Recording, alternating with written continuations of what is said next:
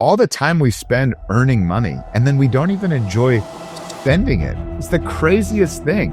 You can't enjoy using the thing you're giving your life to get. It's really a tragedy. On this episode of Max Life, Jesse Mecham, founder of YNAB, reveals why money doesn't solve money problems. Discover how clarity beats income, how to master your money without spreadsheets, and how to live rich with or without millions. I want you to love money, because it's you. It's like, it's self-care, Ben. It's like self-respect to spend money well, because it's you. You're helping them narrow down this focus so that their aperture of who they actually really want to be and become and actually be present with and with whom actually opens up. That's actually the portal to actually really living. Spend fully with the whole heart, your whole mind, eyes wide open. And then when you're there, be present. Where we just say, listen, you spend all this time earning money. We want you to also love how you spend it. It's meant to be spent. People have to feel that. Wow, look at everything I give up for this thing we call money. Couldn't I also just give a little bit of intention and thought to how I expend it?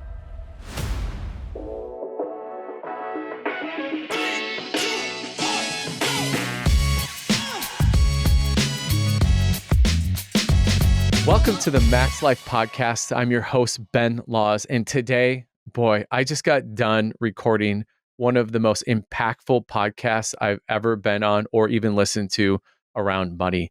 Our guest, Jesse Mecham, is the founder of incredible, I'm not even saying the word budgeting company, but I think that for everyone who's listening to an understanding, okay, what does this mean? We all budget, the same thing that the same idea, we diet, right? But I got to tell you, if you listen to this, you're going to be listening to who I'm actually coining the Warren Buffett of spending. He's going to give you clarity on agency and your money. And in essence, really, truly, what is the audit of you and a roadmap to your joy? So please stay through all the way to the end because you're not going to want to miss it. Jesse just dropped so many nuggets, so many bombs throughout the whole episode. Again, remember, if you like what you heard, love what you see, remember to like and subscribe for more Max Life. Welcome to the Max Life Podcast. I'm your host, Ben Laws, and today we have the man, the myth, the money expert. And in fact, I'm actually going to call it not the money expert. I think the audit expert of you. That's why I'm going to call you Jesse. But welcome to the show, Jesse Mecham. Thanks for having me, Ben. I'm excited to chat with you, man. Yeah. Well, I kind of gave it a little bit away in the introduction of you, but you and I, we go back here over the last couple of years where we met in a strategic coach workshop room.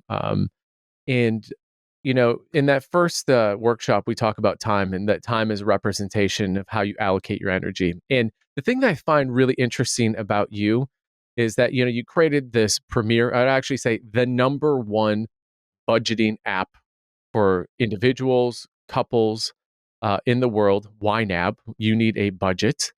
But I think more importantly, I think that you have taken a different approach to how you actually look at money and what it actually is a representation of. So can you first start there? What does actually money really represent outside of the fact of pay? You go to a job and you're in money, right? You exchange value, you get money, right? That's why I think people think of money. Right. But how do you view money? Yeah, I mean, I think that's a generous definition to give people. They think of money as just I'm this medium of exchange where it's just it's just me transacting. I think they think of it as a chore, a to-do, something that's always in the back of their mind that they don't do well. I certainly don't think most people see money as a positive in their life. They know when they have it, that's pretty good.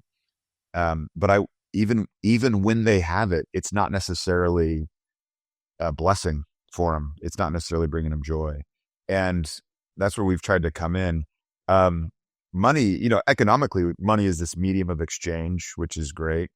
And I was thinking about that the other day and I was just okay, what are you exchanging? And in order to earn that money at the job, like you mentioned, you're exchanging every single thing you've ever experienced and known, everything that formed you into you in that peak moment of like the next second, all of your network, offline, we were talking about ancestors, like all of your ancestors and what they did and what they did, how they formed you, your parents, your education, all of that, your entire person, everything about you rolls all up and becomes this thing that earns a little bit of money. And someone says, oh, money is just a medium of exchange. I'm like, well, yeah, but what have you exchanged? What's the trade? And what you've given is a little bit of you. And I don't mean that in any other way except all of your time, effort, energy, calories, blood, sweat, and tears that goes into earning that dollar. And it doesn't matter how you earn it, but just, you've done it. And so we have this massive amount of you on that side of the exchange equation. And then, which is, I think people can start to wrap their head around it, we might start to be able to help them frame money as maybe a positive if they just start seeing it as them. But where we see the really big fall off of contentment, confidence, is if you have this massive you on one side of that exchange equation, and then what are you exchanging money for? Well, anything we want. If that other side, how you spend your money, how you use it, isn't also very representative of you, that's where you get just a ton of friction, a ton of stress, dissatisfaction. And that's what we try and do at YNAB, is not talk about budgets. It's actually, we actually avoid that word completely because it has way too much baggage for people, where we just say, like, listen, you spend all this time earning money. We want you to also love how you spend it. It's meant to be spent. And I'm going to say that until I'm gone, because people have to feel that. They have to feel like, wow, look at everything I give up for this thing we call money, this precious, precious resource. Couldn't I also just give a little bit of intention and thought to how I expend it? Why do you think people have such a hard time either adjusting their aperture or putting the right filters or lenses in so that they get that it's not a one-to-one exchange, right? If you got a big U, right, the ideal would be is that you actually get 2-3x of exchange right back when you actually spend it. What is so hard for people in that endeavor? Yeah. Like the money, the world just thinks about money completely wrong. They see it as a chore, a to-do. They see it as something that's meant to be managed. In your line of work, you've probably run into this where it's like, hey, I've got my career figured out. I've even got my relationship with my spouse figured out, but I got to get my money figured out. And so people will do things like say, hey, let's figure out your financial life. We've got the health side dialed in, relationship dialed in. And I don't even like that framing. I don't like when people say things like, oh, well, my financial life, I do this. It's like your financial life. Like they're trying to constantly put it into like a box and kind of distance themselves from it. Or they'll say something really normal that I totally triggers me, where they'll be like, well, money is just a tool, Jesse. And they're not giving it its due. A tool in my shop, I can just pick it up, use it, set it down. It doesn't follow me around in my health and relationships and career and just constantly be like, hey, just tapping me like, hey. Like the tool you just can leave, but money, you can't leave it alone. You shouldn't leave it alone. But we're told it's a weird thing, Ben, because we're told simultaneously like, oh, that thing's evil and gross and it's kind of icky if you want some. And then at the same time, we're told like, hey, it's amazing when you have it. It's a strange thing. And so I've decided just to tell people, listen, money is you, meaning if you earn a lot of it, great. Not everyone's so blessed or able to just to think that way and earn a lot of money. Doesn't matter. But when you give yourself for that money, we want to make sure that money turns around and serves you well. And I'm amazed at how many times we can have people not earn any more money than they did 6 months before when they started, but they just tell me like, Jesse, I just feel content. Like I just feel good. Everything's just Yeah, I don't know. Like all this money stress is gone. They haven't earned a bit more. But the world, man, the world will tell you both like it's gross and boy, do you want a lot of it. It's totally mixed messages. I think that makes it tough for us. So let's walk through Steelman. Why do people think money's evil? And then we'll go to the other side of the spectrum of like, you need so much of it. Yeah. Um, on the money evil side, money is the most powerful thing in the world. It can buy propaganda. It can buy missiles. It can buy influence. It can do everything that is even imaginable that is awful in the world. Money is right there in the thick of it. So you could take that route and just say, man, look at how awful the world is. Look at all the bad that humanity, and you could just be like, oh, and look, it's all because of all this money here. You could do that. And I think it's an easy argument to make for people where they just say, hey, I just see how, money just corrupts people. And so they give money, kind of make it shoulder the blame. They don't spend a lot of time asking themselves like what kind of marvelous things money has done for them.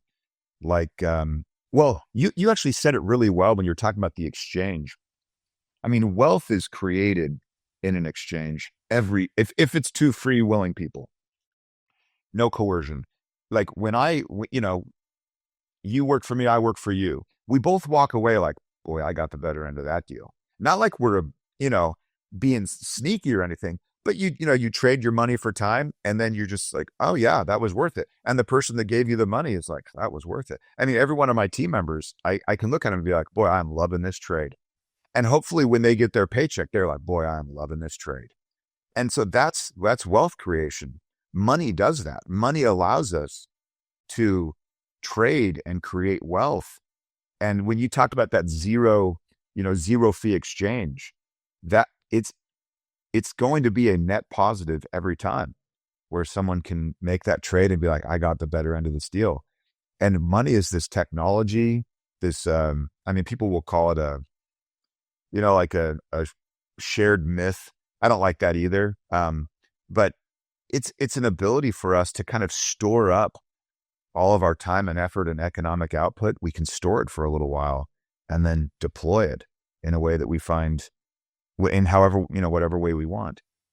But when you see bad people do bad things, it's pretty easy to say, okay, money was right there. And that was the problem. I think that that's such a good spectrum for people to understand it because there's in a utopia, great. Yep. There's only like good in the world. But the reality of it is that there's equal and opposite reactions, right? Newton's law, right? There's like you don't really necessarily know good because unless you have like the other like aspect, right? Like we understand like how incredible day is because we have night.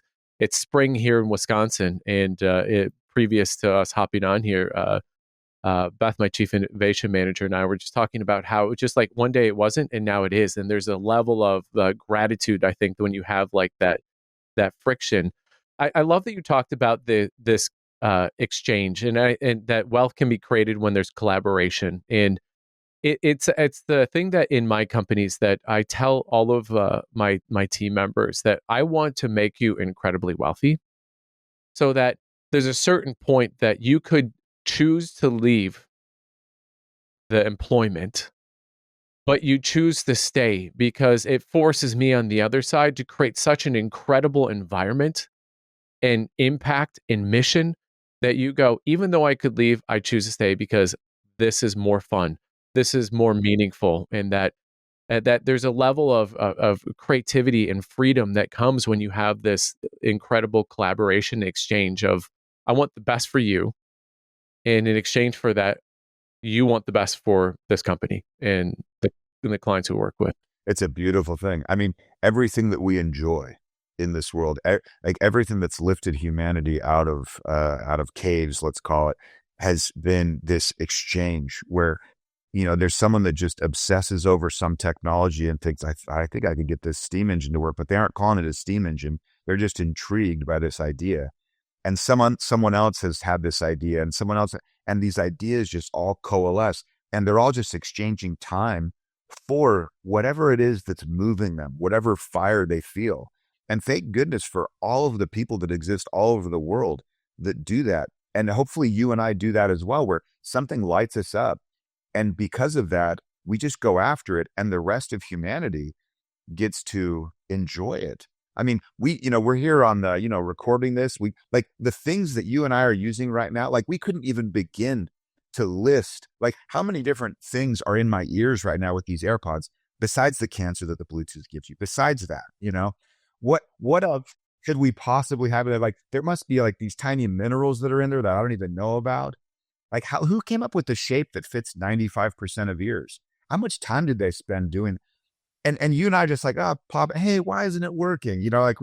It's just unbelievable how much wealth and prosperity is created. And money is at the root of that because it's this beautiful thing that lets us know how to exchange with anyone for anything.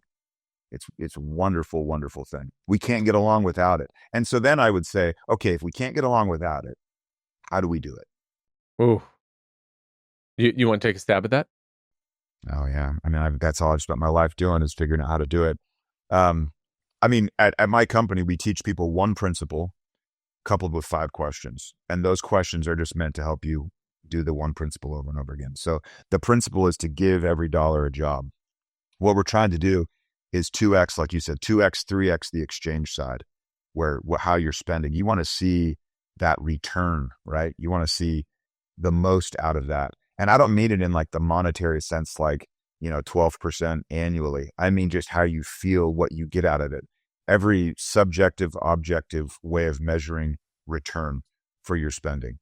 And so giving every dollar a job is the single principle that we use to say, okay, if you do this principle, you will start to feel like money lines up with you, start to line up with what you care about. It's good old fashioned zero-based budgeting in one sense of the word. But we've just kind of amped it up. So I'll give you the 5 questions super quick if you want, Ben. Our first, like when we start anyone, whether they're like, hey, I got $100,000 in my bank account or I have $400, it's the same thing. What do you want this money to do before you're paid again? That's question 1. That's what we call our reality question. And it just settles them in like, all right, here's what we're dealing with. We got $400 in the account. What do we want it to do? And people might say like, I got to fill up the car. I got to pick up some groceries. I'm going to get paid in a few days. And I'll say, wait, don't tell me about the payment yet. This money. We're having them come to grips, perhaps for the first time ever, with money being finite, that it really does run out. And it's the only time that I love the word scarcity. In our world, scarcity is a clarifier. Because when you give every dollar a job, it's all spoken for. And so then if you're like, hey, Jesse, we're going to go take a plane and go play golf over at some sweet place. I'm looking at my money and I'm just kind of like, could I swing that? Oh man, I really want to. I start to feel like, well, these priorities that I had listed, are they going to outweigh a golf trip with Ben? And then it's like, well, let's see. But the fact that the resources are finite actually gives me the answer because I'm feeling the trade-off. And so we're teaching, the whole principle is to teach them scarcity and trade-offs. And we do that through these different lenses that they put on. So the reality question, number 1. Number 2, we ask them, what large or less frequent expenses do you want to prepare for? And so then they're putting on these glasses that are a little bit future oriented. And it's just kind of like, okay, Christmas is in X number of months. That's a big deal. We want to go on this vacation in a few months. The fridge is making a weird noise. Am I going to have to pony up for that? The HVAC unit's doing this.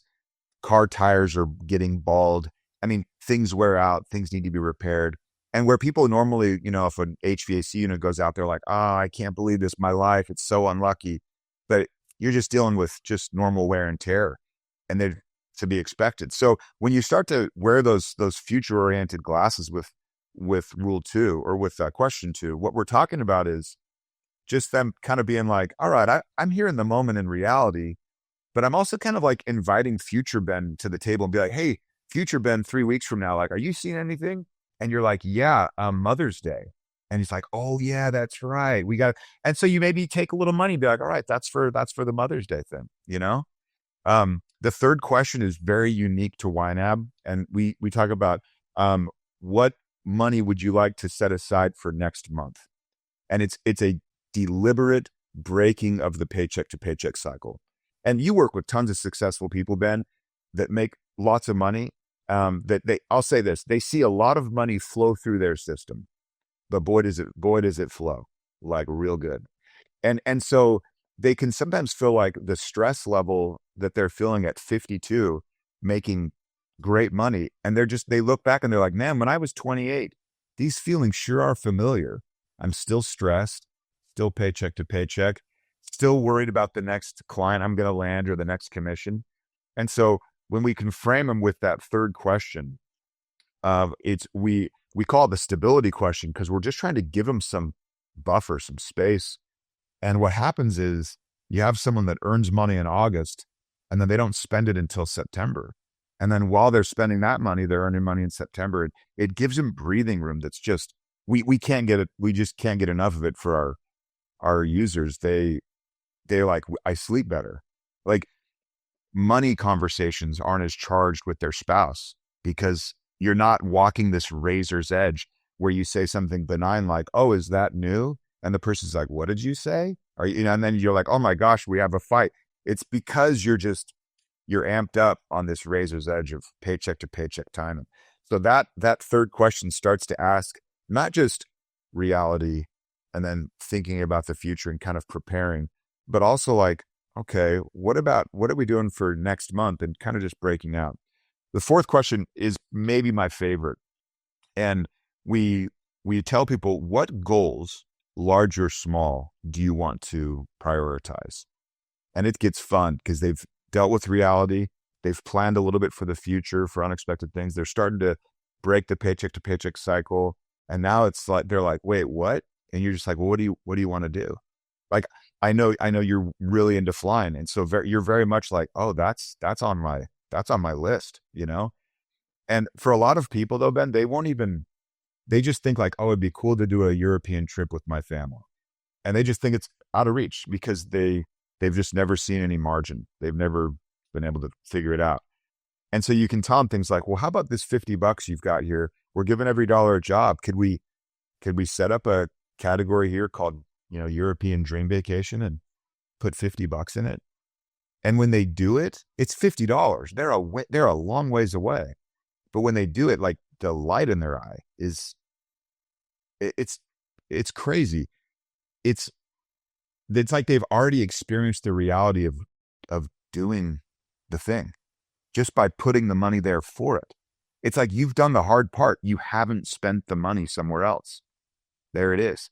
And so all you have to do is just keep not spending the money somewhere else, and you go. And it does not get old. It does not get old to see that happen. By the way, just on that fourth question, so often when people are like, oh, I'd love to start a business, you actually just articulated in the most simple terms. That is the exact same internal conversation, internal action that needs to happen. You just need to start. And that is literally it. So if anyone who's listening wants to either like be on the roadmap to a million, you just have to start. The European vacation, just start. If you want to start a business, you just have to start. It's the 90% of what it takes. So I just love that you just articulated. I was like, that is the framework for pretty much everything.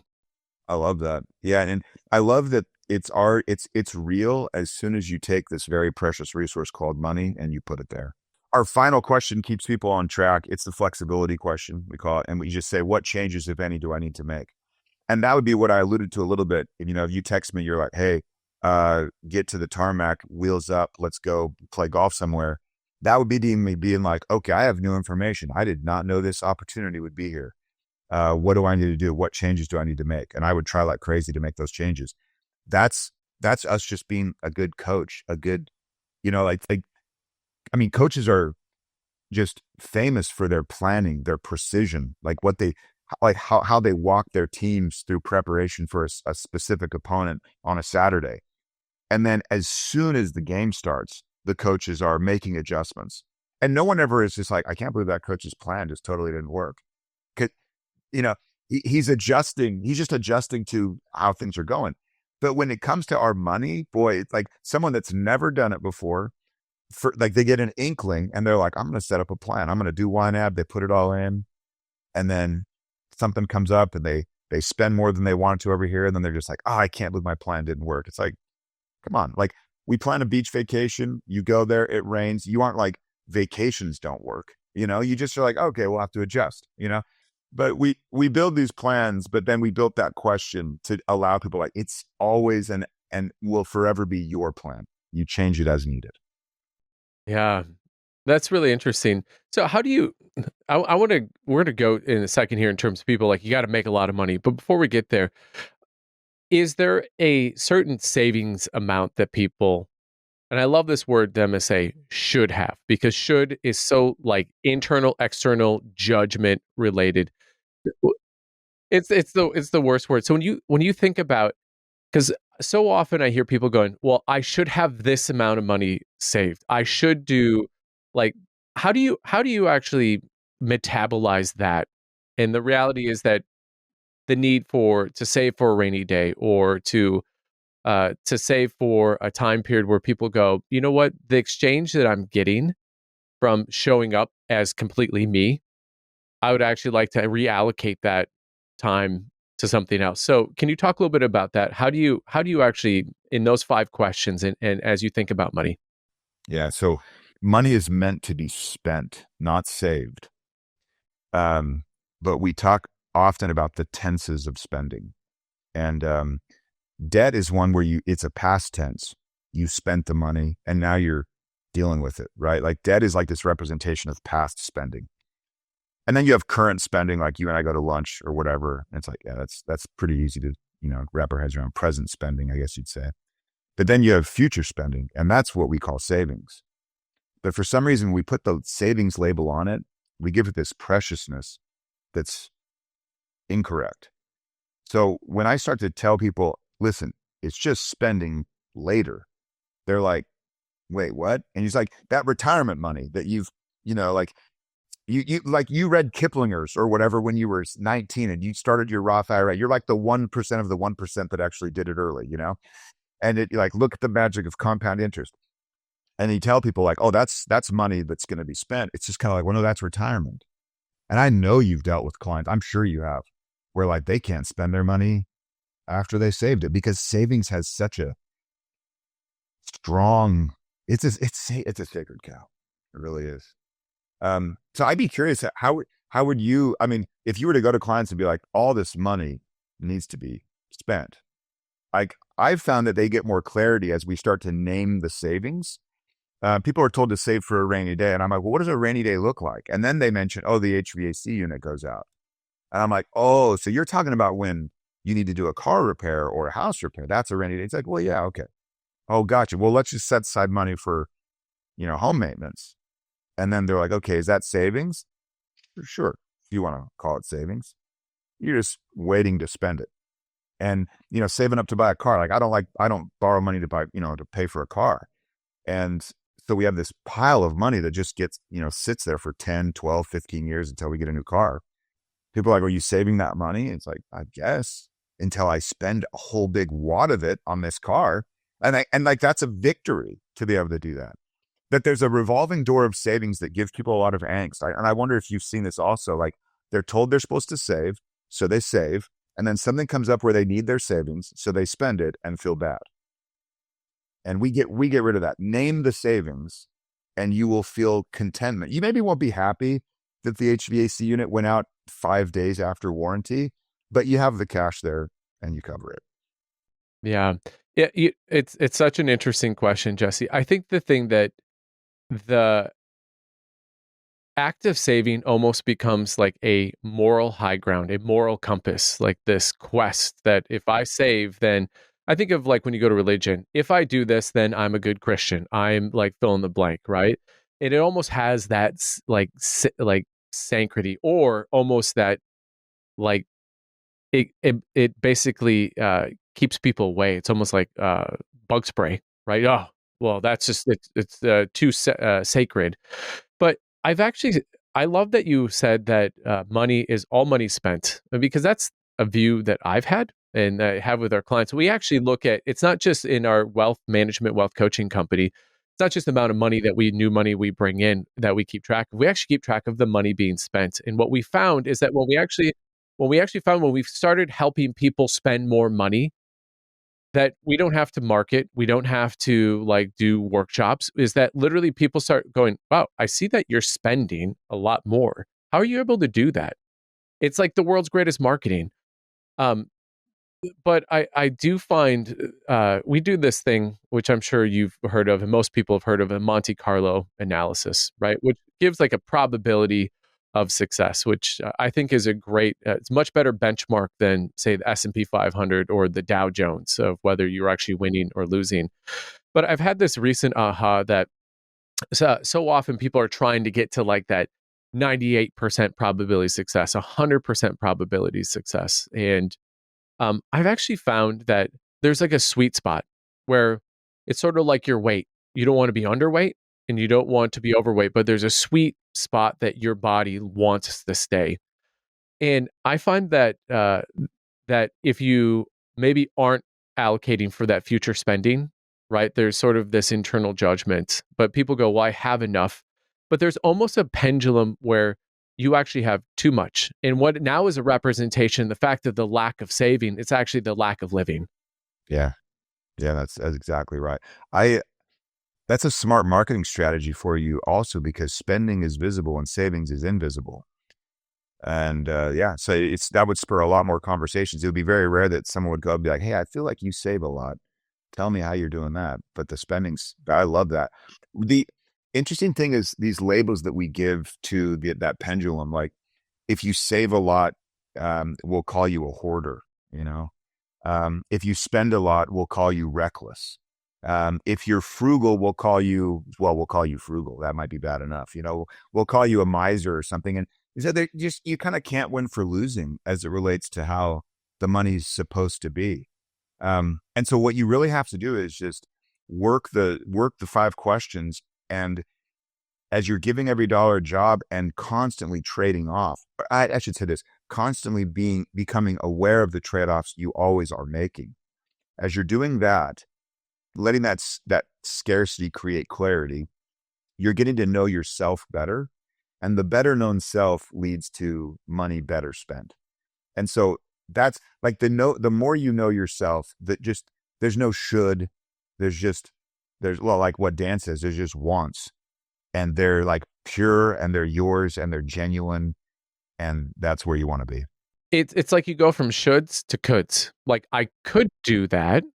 It's so interesting that your first question, that scarcity creates that clarity, because I think at the end of the day, where people, I feel, are left like the blind leading the blind, is that no one really understands what winning looks like to them. And so if winning to you is like, I want to get a big pile of money, right? Okay, well, I would still challenge you to say, okay, is that really living?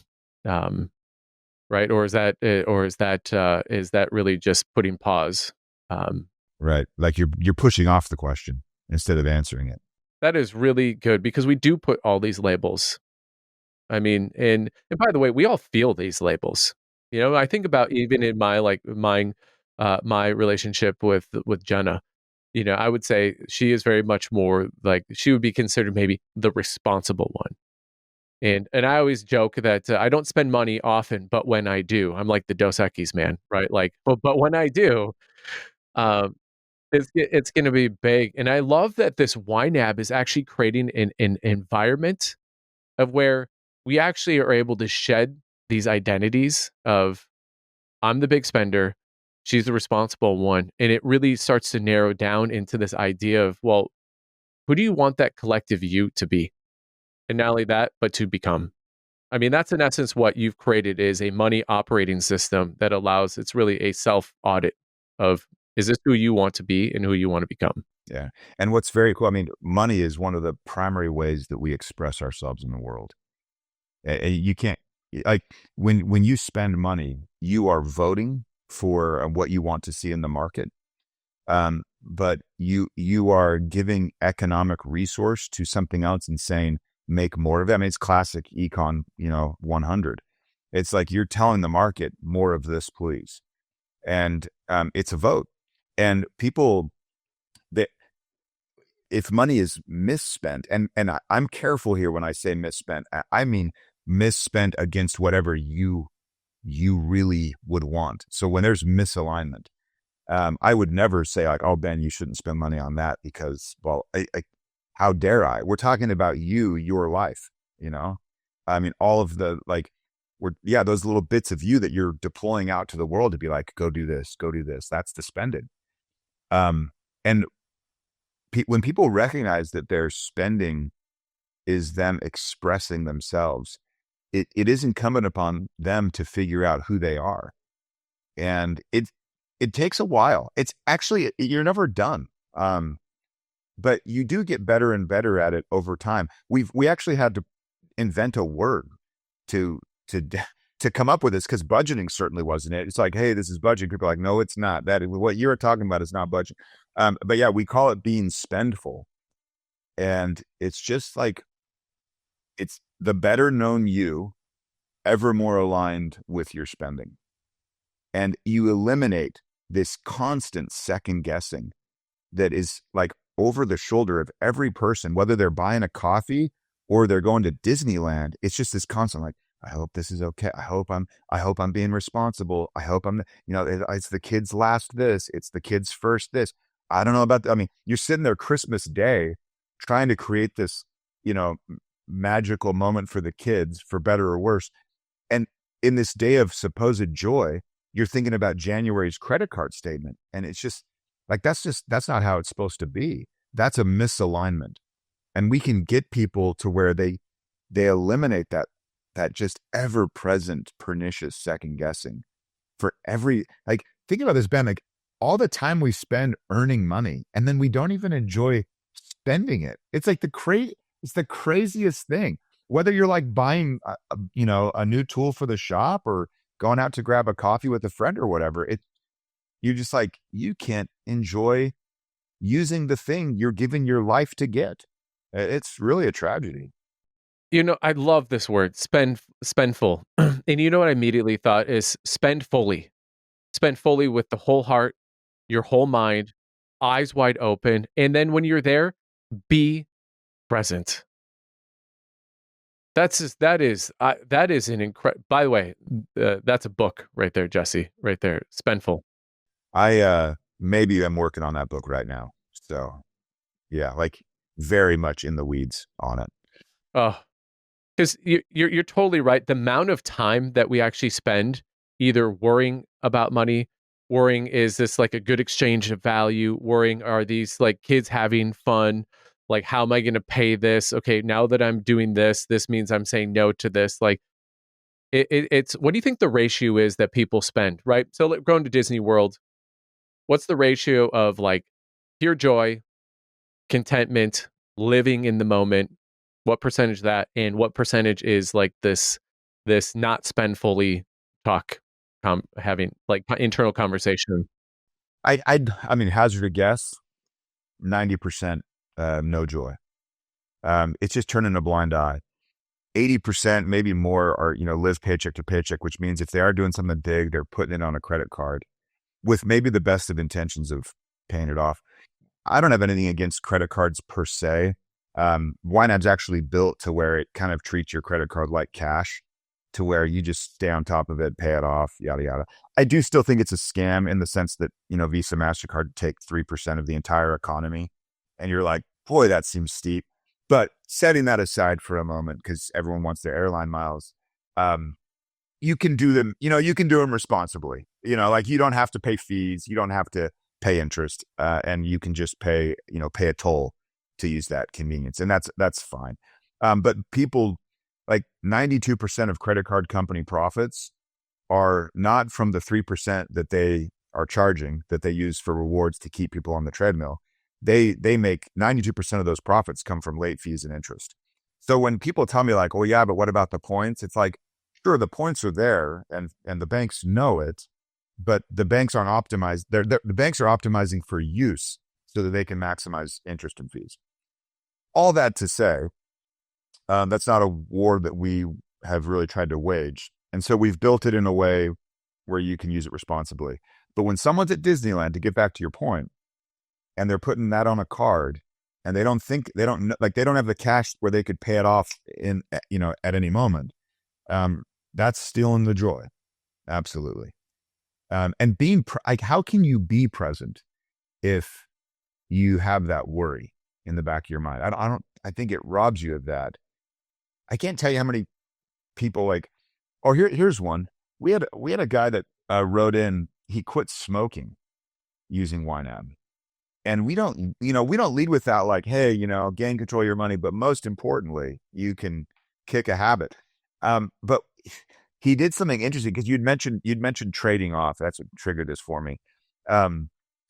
He wouldn't fund a category in YNAB called, like, cigarettes. He left it empty. Kind of like he kind of painted like the ideal version of himself. Like, I wouldn't need money for this. And then he has all these other categories. He's big into going to movies and just like normal stuff. I think he was in his 20s, if I recall. And so every time he wanted to buy some cigarettes, he needed to move money out of one of the categories he actually liked into a category he didn't like, and then spend the money. And for all the power that nicotine has chemically over us, that was enough for him to be like, no, like, I don't want my money over here. I like this stuff more. And it was interesting that he wanted the other things so much more than the money for the other things, more than the money for the cigarettes. And he quit. It's been quite a while now. And so the power of feeling what you're trading off is immense. And what I would say is, for those people that living paycheck to paycheck, that have that constant second guessing, what you don't realize is how you're living now. And I don't mean that you earn more money to solve this problem. That won't do it. But if you can just give every dollar a job and start to work those questions, you'll find that you've been paying this overhead constantly of concern and worry and nagging that's like totally backburnered. You've been paying it. You don't even, like, it's like having back pain. Like, you don't even know, you're like, wait, I was feeling pain this whole time. And for the first time, you get some morphine shot and you're like, oh, this is what it's supposed to feel like without pain. I mean, people just acclimate to chronic money pain, I'll call it. And when they get off, oh, it's fun. It's fun to watch. Yeah. One of our guests said that pain is inevitable, but suffering is optional. It's like acute versus chronic.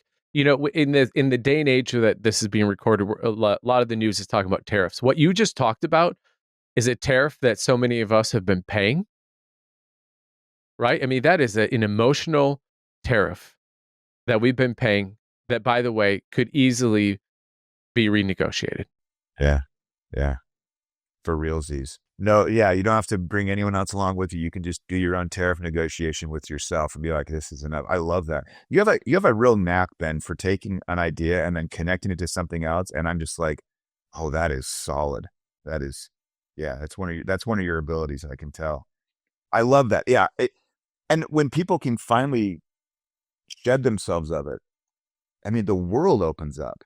And then those coulds come back, and it's just like, oh my gosh, we could do this. We could do. People pay off tens of thousands of dollars in debt in a year, 2 years. Like, they just get out from underneath this just beast of debt, and we don't tell them, hey, how dare you? Like, debt's for stupid people. We don't say any of that. We just are like, give every dollar a job. Oh, look, some of that money you have to give to that job of paying down all those credit cards at exorbitant rates.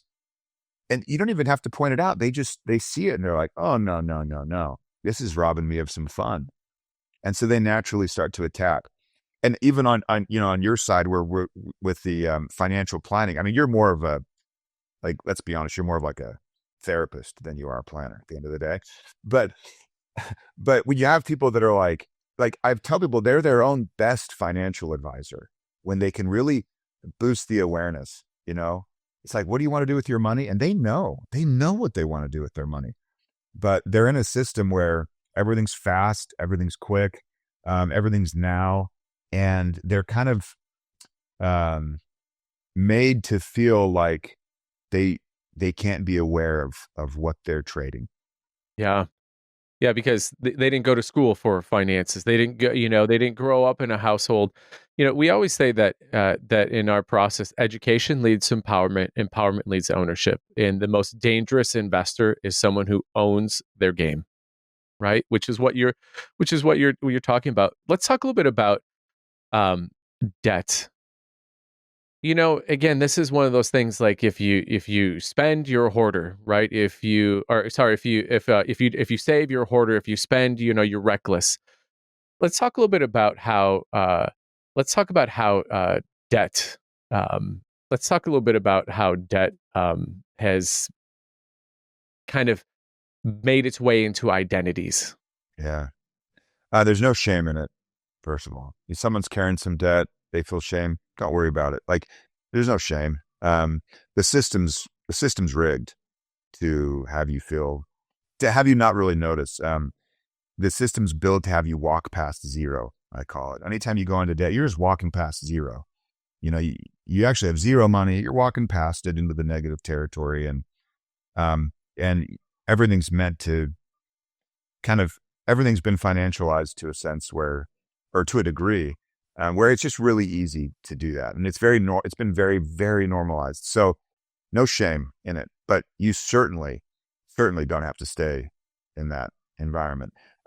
Debt is more a timing issue than anything else. And you get this because when you're working with people, like cash flow, is not steady. It's a bit of a roller coaster, up and down. Personal cash flow, business cash flow, all the same. People will tell me sometimes, like, I'll start YNAB. I just got to get kind of a normal month under my belt. And I'm like, okay, so you will never start.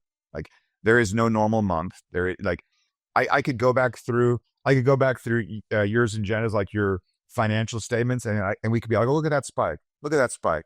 And you'd be like, oh yeah, that was a one-time thing that happens every year. Oh, that was a one-time thing that happened. It's just on and on. That's the way life is. I don't think we want to flatline.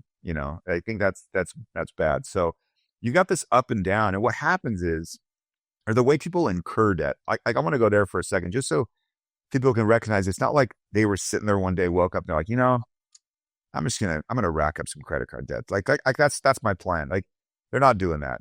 So you have a certain amount in your bank account, and then you're not using YNAB, something pops up and you're like, could I afford that?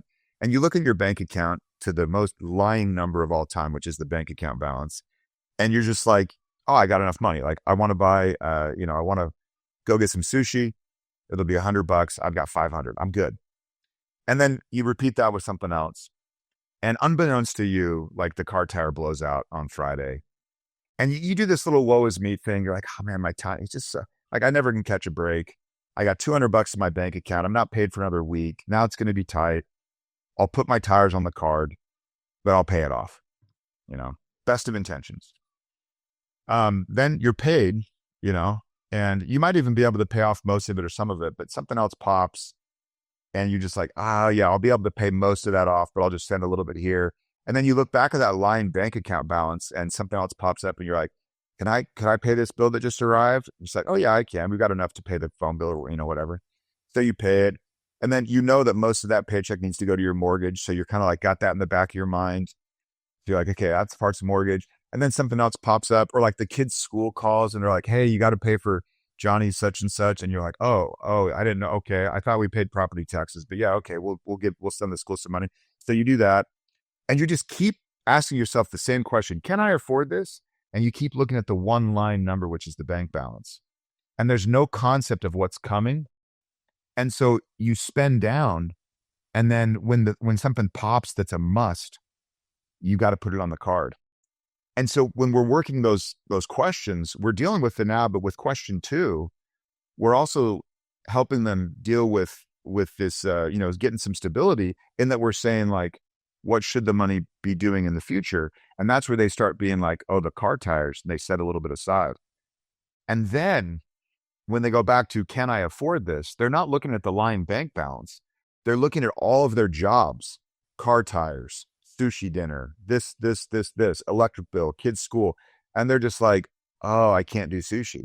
Yeah, I won't be able to do it. We're out. And so they've just moved it and then reassigned, reallocated. They're good to go. Then the car tires happen and they've got the money there, that they would have thought they could afford to use on something else. And it's a weird thing, Ben, when people that they go into debt slowly for the most part. You'll hear often medical debt causes the most bankruptcies. Yes, that is true. It's the final straw of the thing that causes the bankruptcy, but very rarely is it. Like, I went back and looked at that kind of seminal study, and they don't tell you that the actual makeup of the debt is pretty varied. The medical debt just tips them, you know? So people get it slowly through lots of little different, can I afford this? I think I can, finger in the wind. And then something big comes up. And just this one time, I'll put it on the card. And if we can get them to be able to answer that question with good information, can I afford this? Now they're looking at all of their dollars jobs, and they actually know the answer. Where when you're just looking at the bank balance, all you know is how much money's in there right now. Talk about that. Like, hey, you know what? My problem is it's not budgeting. It's not being spendfully. It's the fact that I don't earn enough, right? Talk about that side of the spectrum, right? Because we got the one end here in terms of living paycheck to paycheck. Okay, you know what? Like, there's only so much money that's coming in, right? Let's be good steward of it, right? It's kind of, I think that's what maybe people think. I think what you've allocated today is being like, no.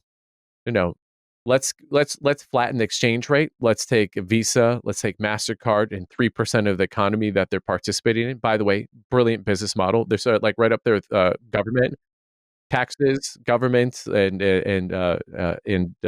credit cards in living spendfully. Now let's go to the other end of spectrum where someone's going, you know what? They're making $100,000 a month, $200,000 a month. Well, they must not have any of these problems. So, why, money must just be so easy for them. Talk a little bit about that spectrum. This is not a tangent, although you might, given my history, you might be like, yes, it is. But Four Seasons is a phenomenal hotel chain, just top tier. I know. We've been there a few times. I made the mistake of being invited to a thing once where I went, and I was like, Four Seasons, I've heard of them. And then you stay there and you're like, I need more of this in my life.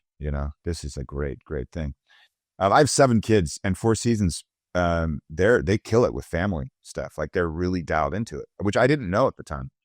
Anyway, so Four Seasons, I was kind of getting used to this idea of Four Seasons. I was like, that's pretty sweet. How they do everything. And I love examining from the business side, like how you deliver that type of service is just interesting. And so I was looking for like, hey, we could stay over here at the Four Seasons, and it's spendy, but it's not like it's expensive. But I was like, what would it be like to get this suite that I see down here? So I'm scrolling down, and it was like $32,000 a night for this place. $32,000 a night. So I was like, I had total sticker shock. I try not to, but I was like, what kind of place is $32,000? And then of course I'm looking at the pictures. I'm like, oh, that kind of place is $32,000. I'm like, Julie, you got to come see this. You got to come see this. We're looking at, and I'm like, I just can't even fathom it. $32,000, So my mind was kind of in that space. And then we had stayed there in Mexico with the kids, and they ended up sending me a catalog. I think they're trying to hook me, and they're being smart about it. On the catalog, I'm looking at this stuff, and lo and behold, Ben, like a $30,000 suite, that's expensive, but you can also, and you'd be interested in this, you can spend $110,000 per person and fly in a Four Seasons airliner. It's like a 737, 47. It's decked out. It has 40 seats in it. I read all into it. It has 40 seats. It has a chef. They have medical on board. They have wait staff on the flight. Obviously, you got your pilots. And then you have 40 people that have all paid $110,000, $120,000 for this trip. And the trip is 21 to 28 days. And we're talking about, you go to the Great Barrier Reef, and you go to Easter Island, and you go to the pyramids, and you're doing this over. I was like, it's a cruise in the air, flying essentially private with 5-star food. I say all that because someone listening's like, I got to do that. And I want them to tell me that they'd heard it here first and they did it. And please tell me what it was like. But you can find ways, without much trying, you can find ways to spend any amount of money, any amount. And I was thinking about it, I'm like, man, someone that retires with $5-6 million, you go with your wife and you drop $250,000 right at the beginning of your retirement on a 4 seasons, 30-day jet trip. I was like, that's not that bad of an idea. You see all this travel. My mind was already like, yeah, you know what? That actually makes good sense. Like I started doing all this rational, like that makes good sense. Why wouldn't you do that? You're losing money, all that stuff. So the people that are earning a ton of money, they've already figured out that you can also spend a ton of money. And so we never want to delude ourselves to think that you can out earn spending. You can always catch up to it. Where I would want to point them though, isn't, it's more this. Okay. You have figured out a way to earn an awful lot of money, which means it is even more important for you to express yourself genuinely and forcefully in the world. It doesn't mean you should be lazy about it. Quite the opposite. Someone that, is eking by and they have $300 at the end of every year and like they're a master at stretching a dollar, like they would spin circles around you and me and try to actually be creative and save some money. That's amazing all on its own. But that person will not have a forceful way of expressing themselves through money. It's just not the case. But you have someone, name your person in history, but people that have that much economic power that they can bring to bear on something, let's have it be something that's them, that's real, that lights them up. And let's not fritter it away on, well, I can't even give it an example because that'd be my lens. I don't want to do it. But like, let's have it be you. Express yourself. There's a family that I heard about in Dallas that wealthy, like generational wealth type. And a couple of generations ago, they just decided this section of the river, I don't even know what river it is down there, this big river. This section of the river is our family's section. And they just took it up on themselves as a family to take care of that section of the river. And I'm talking a big stretch of river, right? This isn't like you go and you pick up, pieces of paper once a year. And that family just kind of decided like, this is our legacy, the river, this part of the river. And for generations, they've done it. And all their grandkids and great-grandkids and great-great-grandkids know that this is our family's thing. We have a stewardship here. This is what we do. And it grounds the kids. It gives them purpose. It lets them see that money economically forcefully applied does good and does what the family wants. It's a beautiful thing. Versus, pick your story of families destroyed with money not being used forcefully, genuinely, and lousy stuff happens. So the more you make, the more incumbent it is upon you to spend it well. Yeah. Do you have a list of questions you'd ask? Because obviously your 5 questions beforehand like create scarcity, but if you don't have scarcity, okay, well that's actually almost creates a different level of scarcity of ideas, right? That you could forcefully apply. Mm-hmm. It ends up being, heck, throw it into an AI and be like, hey, I have this problem. Like, act like a life coach for me. Like, help me figure this out.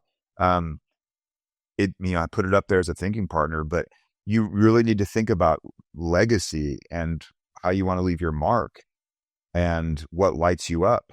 I have this inkling of an idea, like it's been simmering in me for a couple of years that here in my little town, I want to have like some kind of a community center, like a maker space. I love woodworking, and just, I like the idea of shop for kids that are 7, like they could just come and build something.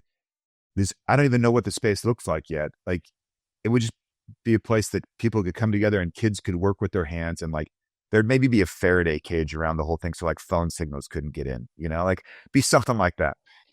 But there'd be a little bit of me all wrapped up in that project for sure. But it's weird that this thing keeps getting me, I'm just like, am I going to eventually, I'll probably, partner up, raise some money, find some other people that want to do a project and build something really cool, put in a 100-year trust and then eventually turn it over to the community and call it a day.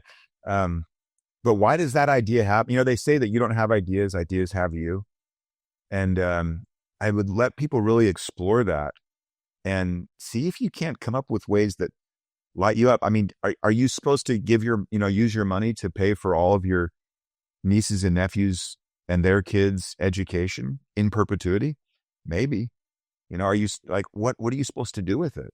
But people, like, all of the good in this world is from people deploying that economic power usefully and well. Well, I mean, even tying it back to what you talked about, like we benefit, like the fact that, I mean, all the technology that we're using was because of someone seeing money on the other side of like, hey, I'm going to be fascinated in this idea, yet now we all get to benefit from it. And so that's kind of the tying it up of, okay, well, what's the idea that I can put into this world that will, fascinate and motivate me? I mean, that's the Dan Sullivan question. What would fascinate and motivate you? I'm curious. You keep coming back to this idea of the focus on the understanding audit of you, right? And that money is the most powerful influence, so to speak. Whether it's applied appropriately or maybe misapplied. Again, the eye of the beholder, depending upon. And I keep coming back to this idea of, is the dissonance and tension that we see currently in the current political environment all coming back to this idea of people misapplying their own idea of what does winning look like to them on their own money, and that they don't have a clear focus on like who they actually want to be, and then it's the focus on what other people should be doing? Yeah, I mean, the jonesing is strong for sure. The rat race idea, like the consumerism is crazy. Like they're like, being able to put a Chipotle burrito on payments now because DoorDash partnered with some Afterpay company. Are you serious? Yeah. I think Klarna, maybe. There are all these companies are like, oh yeah, you can do DoorDash in 5 payments now, I mean, that's a messed up, weird situation. You'll bring me down a full on rabbit hole with money, like as it relates to governments and how, I mean, a government shouldn't control money. Money should be a free market emergent phenomenon in a system. And gold has historically been that, since 5,000 years at least. But you can see other cool examples of how money emerges in different situations. I mean, in Africa, glass beads were money for a while, and the British, in their colonizing efforts, noticed that glass beads were money, and they were like, well, hold on a second, we can make glass beads, and they would literally load their ships so heavy with those glass beads that they would use them for balancing. Like they'd put them in the hole, and they just came with all this money and bought up and completely dominated because of that. And so you have money, it's this unbelievably powerful thing. And, which is why government leaders, throughout history have always tried to control it. And I would say, gold's a pretty good money because it can't be created. It has a pretty steady mining rate. They call it a stock to flow. Like its flow is pretty low compared to how much is in existence, 1 to 2%. I'm not an expert on that kind of thing, but our money, the US dollar, that's the money of the global system currently, since we won in World War II and held all the money, held all the gold, we kind of made that arrangement. We're like, all right, we'll just tie the dollar to the gold, and we kind of get to say that because we're kind of the biggest and baddest right now, and so we did it, and we ran that for a little while, and then was it 71 when Nixon was like, hey, we're not going to have the dollar tied to gold anymore. And so gold bugs, guys that are really into gold, they saw all this and they're like, since then it's been a problem. And when you look at it, I think they might be right. And if only to say, now with our dollar being our money, and with our government being able to just print out of thin air with a couple keystrokes, add more money to our system. It's all very normal. I mean, even Buffett said, it's very hard to figure out how to put checks and balances on a government's ability to print money. It just never it's so far in history, it has never, ever, ever ended well. That always ends up getting to some kind of pretty bad situation with hyperinflation. All that to say, I think to get back to what you're talking about, it's above my pay grade, but when you think that maybe the dollar you have in your hand, maybe it bleeds out value. And by bleeds out value, I mean like your value that you put into it, blood, sweat, money, tears, right? Bleeds out maybe 7% a year. In a good year, maybe 3%. Like the US dollar is the strongest currency by far. And it probably loses all of its value. It's about 75 years where it loses all of its value.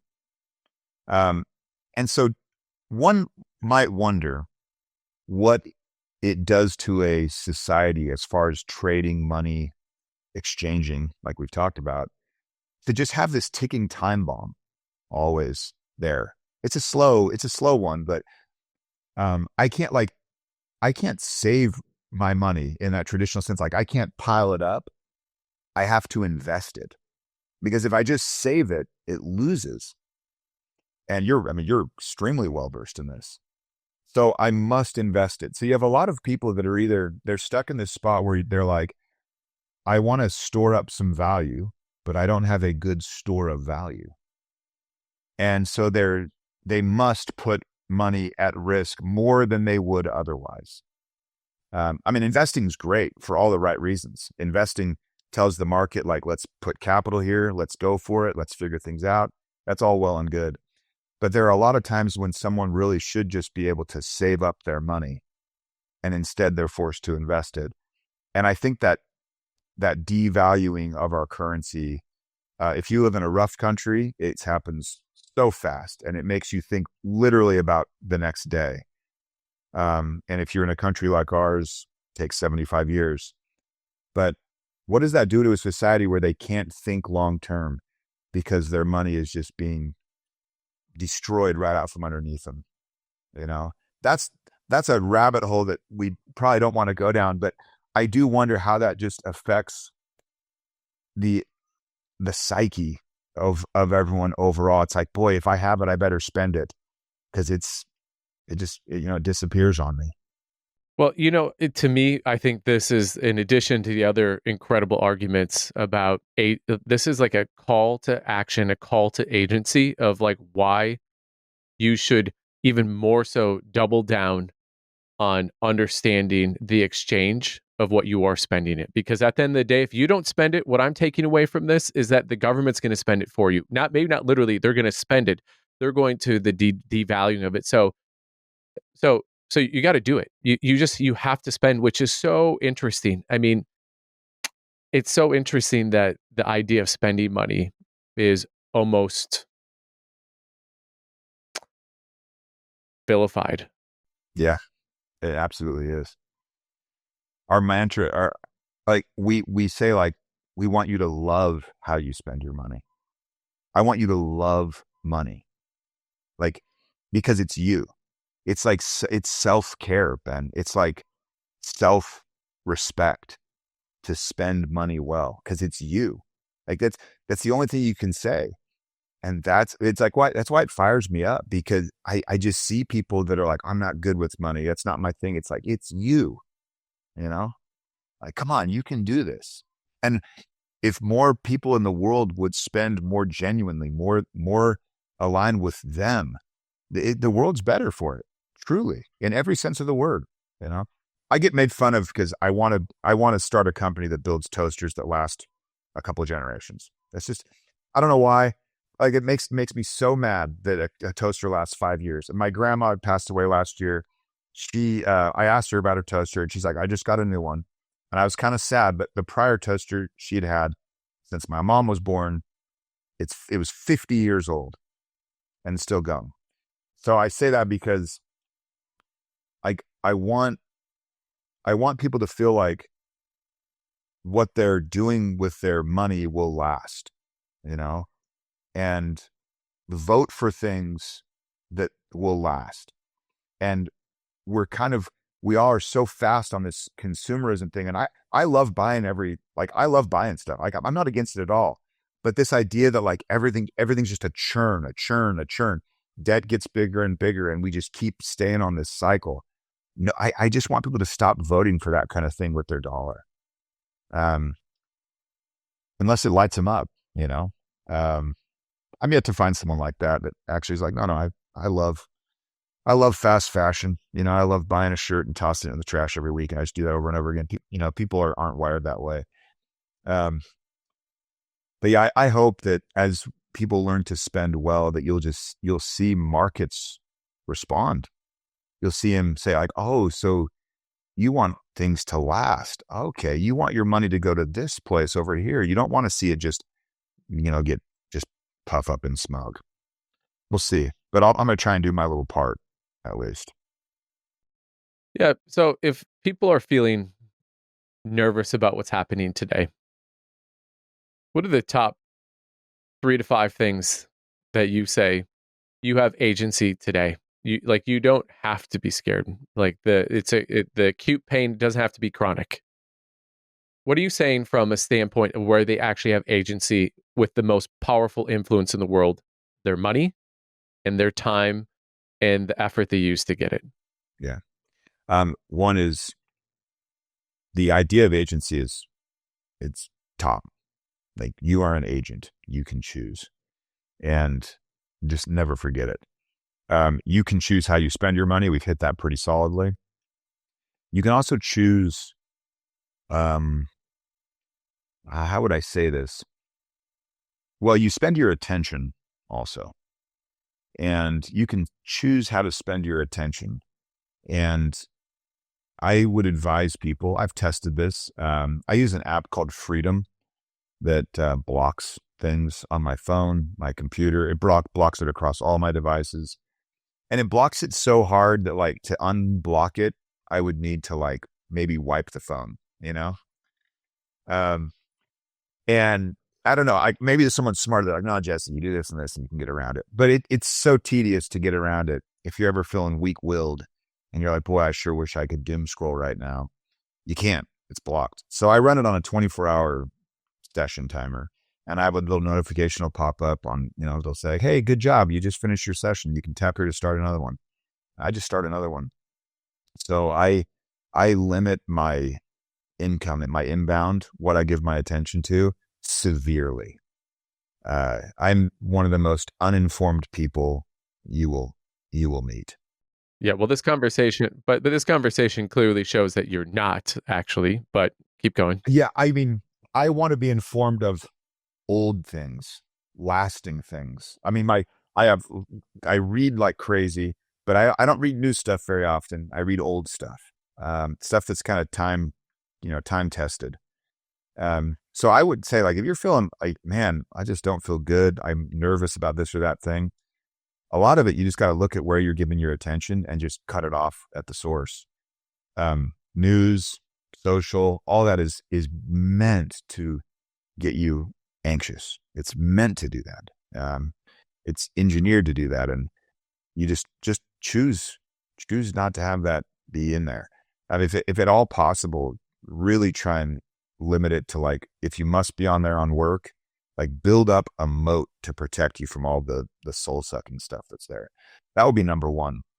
And then as you gain control and you start to kind of line up your money with your spending, the questions will kind of guide you, especially that fourth one, toward like what goals are your small. So if you can protect the inbound attention and then start to give your attention on what you want to create, what you want to do, then I think you're going to be in a good spot. Like, some people have businesses right now where they're like, it's up in the air, from what I've gathered. Like, if you're doing import, export type stuff, like, it's just a big question mark.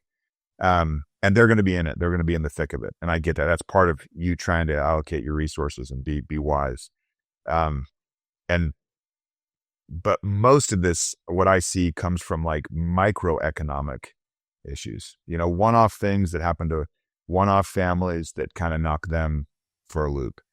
And we hope that as people start to build out that stretch, build that muscle of giving every dollar a job, that they're more resilient in their micro economy. You can't control the macro stuff. You can't, So you gotta let it go. Be really clear on what you control. Have parlor time with your kids at night and just have some peace and quiet. Choose it. Yeah. It's so good. Jesse, when did you realize money was this important? Like 3 years ago. Is that really 3 years ago? Yeah. Yeah. Like I knew we were doing good, helping people manage their money. It's like, yeah, like they're paying off debt, they're saving, they're putting money for retirement, they're paying for a kid's school, their marriage is saved, they're quitting cigarettes. It like just on and on. You're like, this is awesome. And then I don't know what did it, but somewhere along the way, I was just like, what, like this money thing, what is it exactly we're doing? Because it didn't feel like we were just teaching them budgeting. And I was really hating the word. So we started trying to explore it, and we realized that we were really teaching them like self-actualization, like finding themselves more. And then that was where it kind of transferred, like, oh, and then you're using your money to line you up. And then it just kind of piece at a time, as I would like do my own podcast or whatever, and kind of talk aloud. It was just like, oh, it's all the same thing.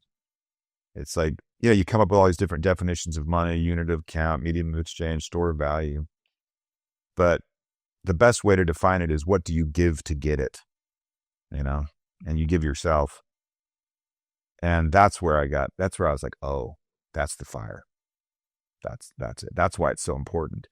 People don't know it, but when you give yourself to a thing that you're then wasting, and I mean wasting in the sense that prescriptive to each single person, what they feel is wasting. When you give your life to something and then you see it wasted, that does not feel good. No, it really doesn't. When you were talking about the self-actualization, I almost feel like what you're doing is Maslow's hierarchy is allowing them to actually narrow their focus down so that they actually can start to, because I don't think that the peak of Maslow's hierarchy is actually where it actually ends. I actually think that's the beginning. But you're helping them narrow down this focus so that their aperture of who they actually really want to be and become and actually be present with and with whom actually opens up. That's actually the portal to actually really living. Yeah, I love it. I love that. I love it. Yeah, you take care of like I don't know his exactly the needs, this and that climbing up. But yeah, we take care of reality. Then we establish some stability with future thinking, large, less frequent expenses. Then we build some resilience by having, people funding the next month. And then we get to creation. And then we build in some flexibility to make sure you can kind of stay. But you're never done. You just get to find out more and more about yourself and enjoy and like be content. There's a phrase that I use a lot where you're content in your discontent. And I love that. This idea of like, oh, I'm loving this journey. I could do this forever. And I'm just going to keep moving forward, keep learning more about myself, keep deploying a little bit more of myself out into the world through this thing we call money, and feeling good along the way. Just one practice, you just give every dollar a job. You just work those questions. It's like yoga, you just come back, do the same thing again. You'll notice over time, like it's still you. I've never done yoga long enough to actually have this experience, but I've heard, it's still you, And so the poses feel different. The poses teach you new things. They feel a little different, but still the same poses, same Ashtanga, same routine over and over again. And when we work those questions, it's just same questions over and over, but it's a new you, new day, new environment. So the question lights you up in a different way. And just work it over and over again. Be patient and just enjoy the whole thing. I think the thing in Atomic Habit where, James Clear talks about the 1%, right? And I think that people assume that it's the compounding 1%, right? You're 37.78 times better after 1% every day for 365 days. And I talked about this in another podcast that I ran the calculation out to 3 years and it was only 59x. And I was a little bit disappointed. But I ran out 10 years and you're 37,780x like greater, right? So you must be present to win. But I think the thing that I'm realizing with what you just said is it's not the same 1% because you can do the exact same, downward dog, child's pose. But when you're there at the 37,780 like rep, your experience of that exact same thing is exponential. And I'm just having this aha that like as we dive into being content in the discontent and the act of actually investing and voting with the dollars of like this is who I want to be, that version of you that you get to be and not only get to be, but that you actually get to experience. Like that's the return on intention. That's the return on investment, right? That version is going to be so much more meaningful and joyful and like just that umami, right? You can't even articulate what that umami is going to be because that's why they call it umami, right? It's the unarticulated flavor. Mm-hmm. Yeah. I love that. It's a different you every single day that you get to discover, but also you are learning how that new you is interacting with this new environment. And that cross section that's just exactly where you want to be. It's a lot less trying to be there and being here. Mm-hmm. Yeah.